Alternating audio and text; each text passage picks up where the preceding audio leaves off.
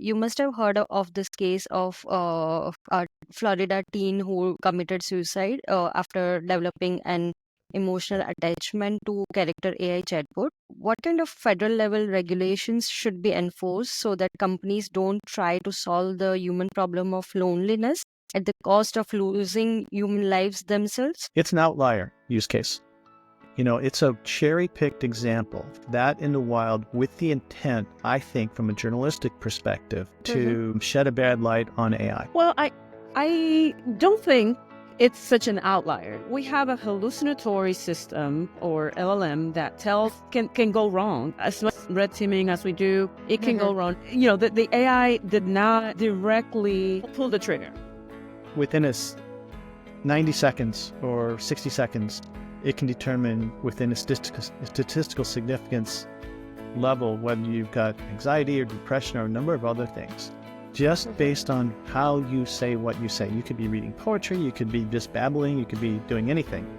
And it's that capable. And it's based on a 100-year-old study, and they just reverse engineered it and actually made a product of it. Outside of these case studies or outside of your work, like what areas concern you the most regarding spaces that are not regulated yet, and like that can cause really bad catastrophe? So what advice would you give to the parents who have teenagers, apart from don't talk to strangers online or don't share your pics online? If you remember back when TVs first came out, they called it programming because it programmed your mind. When I was working on this online child safety bills, I found out that only 3% of parents actually go and use the parental controls that are already there for things like social media websites or gaming websites. So we do really have a crisis with children being addicted to their screens. We are no longer mysterious souls. We are hackable humans. So how do you feel as hackable humans now in this age? They're looking at creating mobile nuclear reactors to power data centers. That's how important these computational processes have been. Now think about when Oppenheimer split the atom, what he said. He said, if there's a scientific exploit to be made, it's real scientific progress, you do it, and then you worry about the ethical ramifications later, aka the father of the atomic bomb. I am both scared and also optimistic. We are forced to reduce, reuse, recycle. Not because we want to save money to retire early, although that's a good thing, but because we care about this planet and we want water in the future. We want water. For sure. In the history of the world, change has come from cataclysms, natural cataclysms. So now for the listeners, if you would like to walk us through your journey of Matt, you getting into this Presidential Innovation Fellowship, and Soribel, you getting into this tech policy advisory at Simon. I'm doing civic duty, which is very different than exploiting opportunities in the wild for private industry to make money, which is, they're all praying to the god of the holy dollar. Over here, you're actually trying to help the government do better for the everyday American on the street.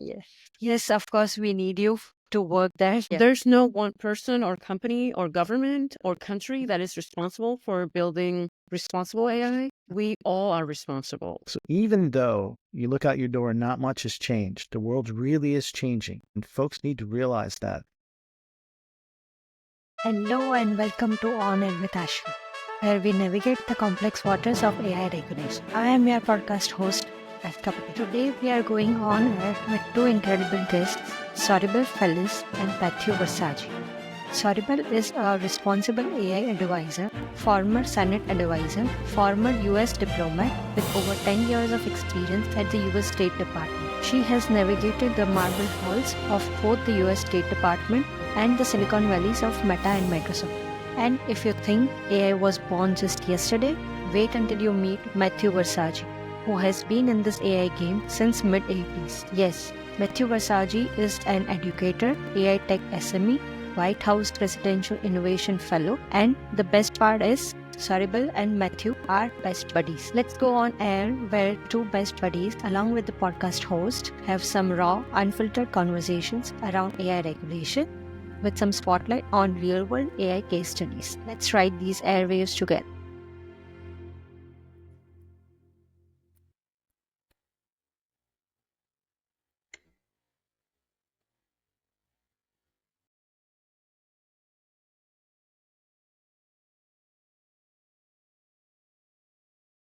let's transition to another case study. So, you must have heard of this case of a Florida teen who committed suicide after developing an emotional attachment to character AI chatbot. Regarding that, I have two questions. What kind of federal level regulations should be enforced so that companies don't try to solve the human problem of loneliness at the cost of losing human lives themselves? I know, Soribel, you have worked with Senator Bill Cassidy on COPA 2.0 and COSA. So, like, do you think those kind of laws could help in such cases? And if yes, then how? Matt, do you want to go first or you want me to go? Yeah, that's an interesting use case. So I'll take one side of that and I'll let you take the other. It's an outlier use case. It's a cherry-picked example of that in the wild with the intent, I think, from a journalistic perspective, to shed a bad light on AI. And the reason I say that is because I understand how much AI is being used in the mental health and behavioral health space, with fantastic and significant contributions to that space. And it's expected to play a much larger role moving forward as the healthcare space and the attempt to help that grows and grows and grows. AI plays an enormous space in that. The idea that someone can make an emotional attachment to a chatbot means that most likely they had other more significant problems on their own. And this was sort of a red herring, smoke and mirrors, to kind of shed a bad light on AI and blame it on and blame something else on that. And I just don't think that's fair. So I look at it as an outlier case. The use of AI in the behavioral health and mental health spaces is going to be enormous for many reasons. And there's a lot of very good research in that space. So I kind of think of this as a one-off from my perspective. But I'll punt over to Soribel for some commentary.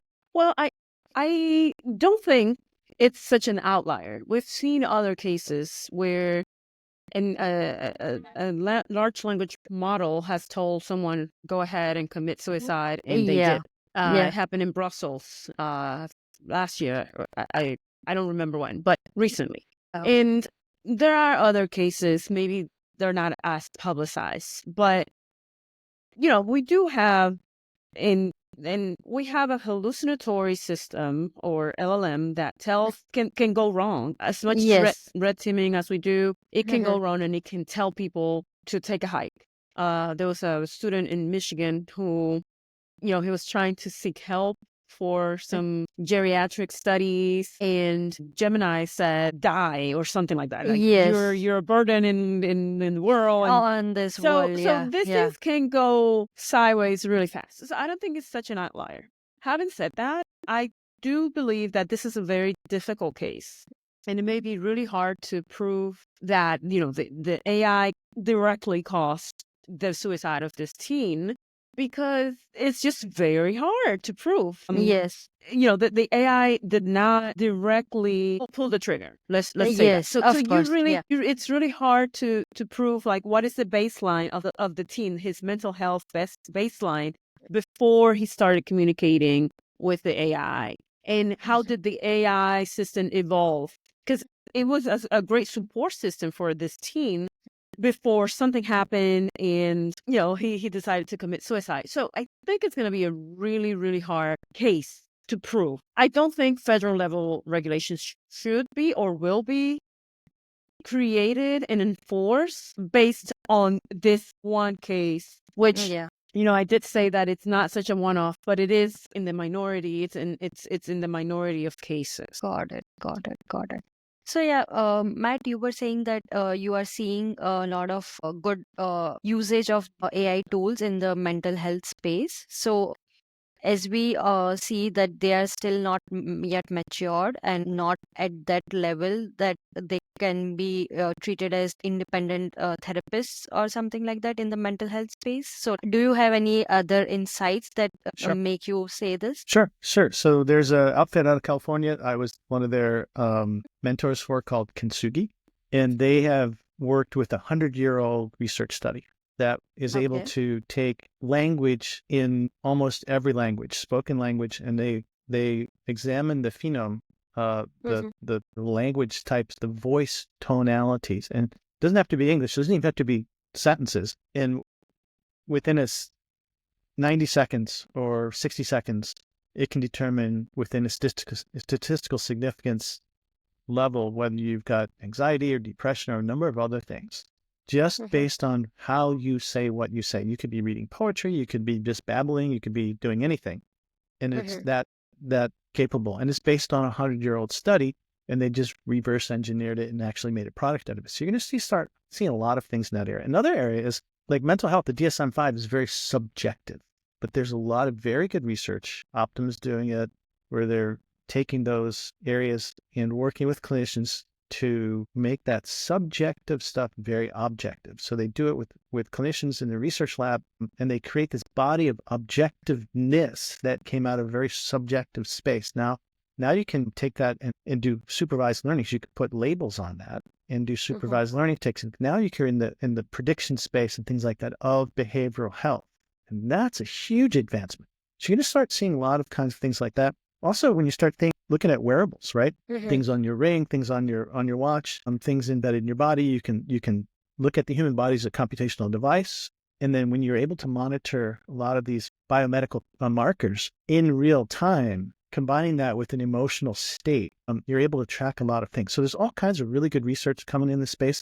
It's a big area, very high up and coming area. Keep your eyes on it. Yes. Yeah, that's really insightful. You guys mentioned that there's no federal regulation that can help in such an outlier case. So outside of these case studies or outside of your work, like what areas concern you the most regarding spaces that are not regulated yet? And like that can cause a really bad catastrophe. So I'd like to address that, but I'd like to address it outside of the scope of preferring regulation, and maybe in the scope of good old parental common sense. Like parents actually taking care of their kids. As opposed to having the government pass a law. This is what you should do. That goes a long way. That's the first line of defense for individuals in the family and folks who are young and elderly who are vulnerable. Is good old human common sense from people who love them and from people who care.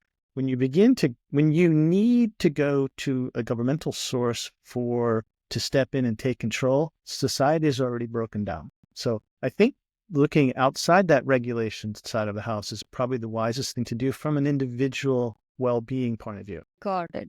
So what advice would you give to the parents who have teenagers, apart from don't talk to strangers online or don't share your pics online, stuff like that? What additional advice would you give to those parents to have conversations with their kids? So here's what I would look at. If you remember back when TVs first came out, and they called it programming because it programmed your mind. It was the central vehicle in which we were able to introduce mass mind viruses. It was a vehicle to reach the masses to change their opinion based on things that were either real or fabricated. Most of the time they were fabricated and very subliminal, backed by legions of staff psychologists who knew exactly what to do. But that was a big box that sat in your living room that you couldn't throw on your shoulder and walk down the street with. Now you have it, something like this, that's 1,000 times more powerful. The reality is that until kids are mature enough to handle the sophistication of this, which has, by the way, far outstripped parental's ability to understand it at this. This is that speed thing, right? Things that happen fast can't be controlled. And things that happen fast at scale can almost never be controlled unless you know it's going to happen in advance. But I would absolutely not let children have that phone because it's a powerful communication device on a global scale. And it has been targeted by some of the best minds in the world for campaigns of all kinds. And knowing that your children should not ever have one or one that has that level of functionality unless they are old enough to handle it. You wouldn't give them the keys to the car and you wouldn't let them downstairs in the family bar to have access to any alcohol they want until they're mature enough to handle that. That's a parental responsibility. The problem is speed and scale. Things that happen very fast and that happens at great scale elude the general individual's ability to cope with it because it went by so quickly. And that's what we're really getting caught off guard with, is that access of speed. And we have to realize on a global scale that's happening. Speed is overtaking distance and material things as the conserved resource. And unless we learn to handle things anticipatory, we'll always be vulnerable to that. That's a really important issue. Soribel, kicking it over to you. Yeah, So I agree with some of what Matt says, but I also want to be realistic here and understand that one, a lot of parents, I think most parents, don't even know about parental controls. And when I was working on this online child safety bills, I found out that only 3% of parents actually go and use the parental controls that are already there for things like social media websites or gaming websites. So you have in the United States at least, a very socially economic diverse set of parents, right? Some of them they are techies, they are highly educated professionals. Some of them are not. Some of them are working and they have 2 jobs and they use iPads and phones to help them with the kids. Yeah. My own nieces and nephews are unfortunately addicted to their iPads, and there's just nothing you can do about it. Of course, you can fight it, but it's hard. It's an uphill battle, right? So I think there should be a more understanding of that. So we have to definitely educate parents and tell them, look, you should set your parental controls as this. You should do this and do that, and encourage them to, lower screen time and decrease the amount of time that the kids spend in front of the screen, but also force companies to do their part as well and kind of set those parental controls from the start, from manufacturing, right? From when the phone comes out of the box, maybe the parental controls should be set already to the highest, or to at least a minimum that is more or less acceptable.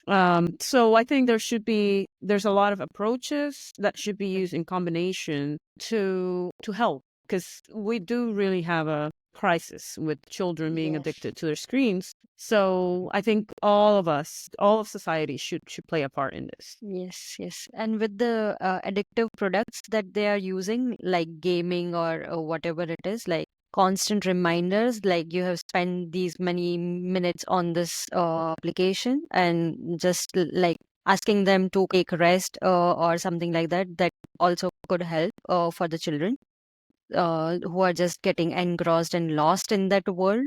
So yeah, I agree with what both of you said. So let's move on to the next segment. Matt, in one of your conferences, you mentioned that we are no longer mysterious souls. We are hackable humans. So how do you feel about the future? Like, are you scared? Are you optimistic? Are you neutral? Like, how do you feel as hackable humans now in this age? So for the sake of your audience who will be listening to this, let's define what a hackable human means. Hackable human means that we know enough biology and we have enough compute power and we know enough psychology to be able to almost control what people think. Now, we've always had the psychology. The psychology has been there for a long time. Back in the 70s when the DSM-5 when psychology was tanking, and the pharmaceutical companies and psychology got together to perform the DSM-5 and undergird that with powerful psychotropic drugs,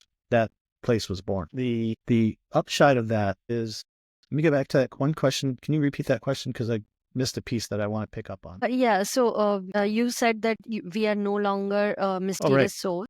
Yeah. Right. So we've understood psychology and the drugs, and now we're understanding biology very, very well. Like we understand how human biology works and how to hack it. There's movements to change humans' biology as well. What we didn't have was the compute power. So we didn't really understand biology, and we didn't really have the compute power to do that. Now you do. Like you have advancements in AI that require reactivation of 3 Mile Island just to power data centers. That's how much they're going to compute. I mean, they're looking at creating mobile nuclear reactors to power data centers. That's how important these computational processes have been. And the advancement of the biology is out there. So those 3 things are now coming and are now gelling. I mean, remember, the 3 big technologies out there maturing at the same time that are general purpose technologies that have changed the world every time they've appeared in the landscape. Right now, they're AI, biotech, and nanotech. They're all there. We've had psychology for a long time. And the will for dictators and despots and those things around the world to hack humans have always been there. We just never had the means. Like we've always wanted to do that as a human race. We just never had the means. Now we have the means. So what do you think is going to happen is the question. Think about when Oppenheimer split the atom, what he said. He said, if there's a scientific exploit to be made, it's real scientific progress, you do it, and then you worry about the ethical ramifications later, aka the father of the atomic bomb. Now, we saw what happened there. We had nuclear power, nuclear weapons, nuclear medicine. Now we're dealing with biology. And look at what just recently happened, right? COVID was a bioweapon. It was released to change the world, literally, because now we can do video conferencing, and there's all kinds of things that came from that. So the historical underpinnings of the lack of human self-discipline to rein themselves in when there's a major scientific prospect to be forged ahead has never ceased to disappoint me in how they would behave. So that's kind of where we are. Got it. So are you scared about this? Are you optimistic or are you neutral? Oh, okay, that has happened in the history.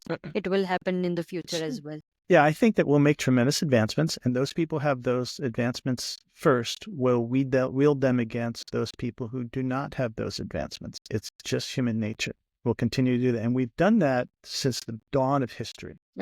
Yes, So, makes sense. yeah, not too excited about that. Interested in the advancements and innovations, but human nature to use those wisely, I'm not bullish on. Got it. What's your take, Soribel? Well, I did not say that we're hackable animals. So I said Just that. a normal take on how the future looks like to you. I am both scared and also optimistic. Just like Matthew said, from the nuclear weapons, right? From the atomic bomb, that was horrible. And eventually, we humans are very adaptable. We're a very adaptable species. We are very resourceful. So we recover from that. Lives that were lost will never be recovered. But we recover, and eventually we came up with nuclear energy, nuclear medicine. So I'm both scared and optimistic. I try to find the silver linings. And one of the things that I am hopeful about is humans, with the inequality that's going to emerge from this wealth accumulation going to only a small number of people. I hope that we humans rethink how we live and pay closer attention to how we treat our planet and the materialistic tendencies that we have, especially in the developed world.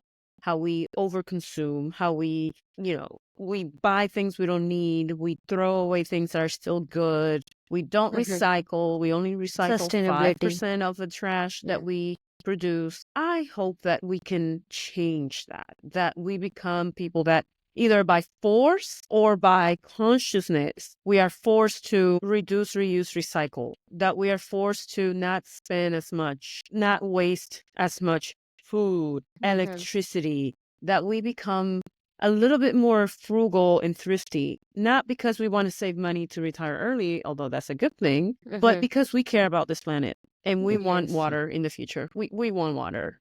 Yes, for sure. So maybe this will be a positive side effect, even if it comes from a negative side effect of wealth inequality, of automation and massive job loss, which I hope doesn't happen. But if it does happen, maybe a silver lining can come out of it. Yeah, I would agree. The only thing that I would change is that in the history of the world, change has come from cataclysms, natural cataclysms, but in persuading constituencies to change. I haven't seen too much come out of the forcing function, and that really worries me because, you get to see what Stalin did enforcing it, and Hirohito and Mao Zedong on that forcing function. Those have their own sentiments of problems, but persuading tends to work, and cultural change tends to be very, very effective in that space, especially if it's wholesome and it's healthy and it's got well-being at the center of its concern for the whole population. Cultural change is very powerful. Yes, I agree. So well thought out response to a very open-ended question about the future. So thank you so much for that. So now for the listeners, if you would like to walk us through your journey of Matt, you getting into this Presidential Innovation Fellowship, and Soribel, you getting into this tech policy advisory at Senate. Soribel, do you want high honors on this? Sure.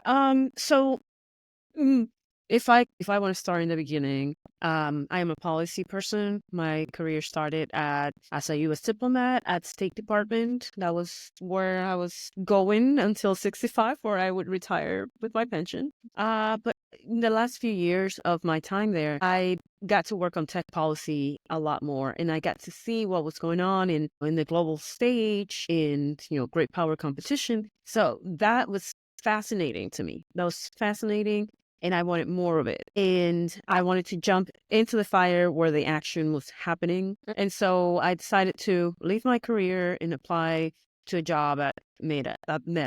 It was Facebook at the time. It was the only job I applied for. And I got it, and I jumped into tech. While there, I was working with the team that built the content moderation algorithm. And I worked in a non-technical position, right? In a more advisory operational position. But I got to be exposed to this amazing machine learning algorithms that were making decisions alongside with humans on what content would go on the platform and what content would be taken down from the platform and why. And so to me, that was fascinating. And I got to learn a lot about it and see how, this is an algorithm that's making decisions about content. But there are algorithms out there that are making other decisions about things that are more important than content. Things like employment decisions, judicial decisions, medical decisions, dating decisions, right?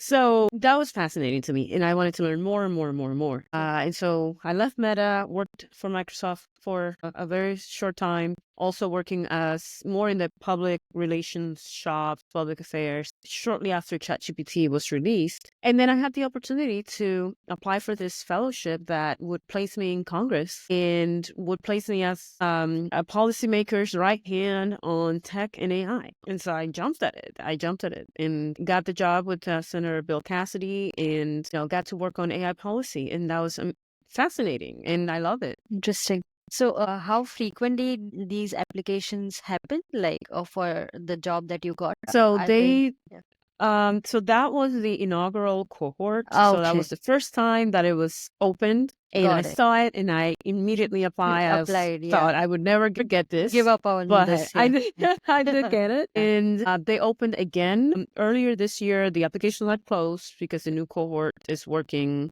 It was Okay, selected and they started in September until next year. And then next year it will start over again, hopefully. got it. Got it. So it's a yearly basis. Right. Got it. Got it. What about you, Matt? So very similar thing in terms of there's a cohort that gets brought in. These are for 2-year stints. I think in my case, there's like 3,000 applicants for 11 slots nationally. I got one of those. So it's a competitive thing. And I think in Soribel's case, it's also a competitive thing. So just getting to where she is or any of us is a minor miracle, or maybe actually a major miracle. If you look at the statistics and run the numbers, the process is pretty brutal. I mean, it was probably 6-7 months from creating your first federal resume, which is just an awful experience, all the way to signing on the dotted line that you accept the offer. And then it's not an easy task anyway, but it's a special program. You get to be in civic tech, doing civic duty, which is very different than exploiting opportunities in the wild for private industry to make money, which is, they're all praying to the god of the holy dollar. Over here, you're actually trying to help the government do better for the everyday American on the street. That's kind of an interesting space. There's people who are very mission driven in that area. It's a neat area to be in. It carries with it much less of the cutthroatness of the private industry that's only looking for advancement of dollars and all the schemes that they've got there. But in my case, I had a friend say, hey, you should do this. He was on the inside where he had been exposed to it. Initially, I said, no way. He convinced me to do it. Then I took the plunge. Once you do the federal resume, you've done so much work. You've got to see it through. And then I, through a stroke of luck and a lot of other things like that, I managed to get where I'm at. And can't say it's all my own doing. I think that there's a element out there in the universe that helps those along who it needs to do work. And Yeah. I'll be glad to fill those. Yes. Yes, of course, we need you to work there. Yeah. That's a great story, and thank you so much for providing the insights about the application process and your journey. And thank you so much for this episode entirely. Do you have any last word to tell about the audience, like being good citizens or anything? Just last minute. Soribel, give you high honors. Okay. I was at a panel, I think it was last year, and someone asked in the audience, who is responsible for making sure that AI is built responsibly and AI doesn't do damage to the world? And I said, we are.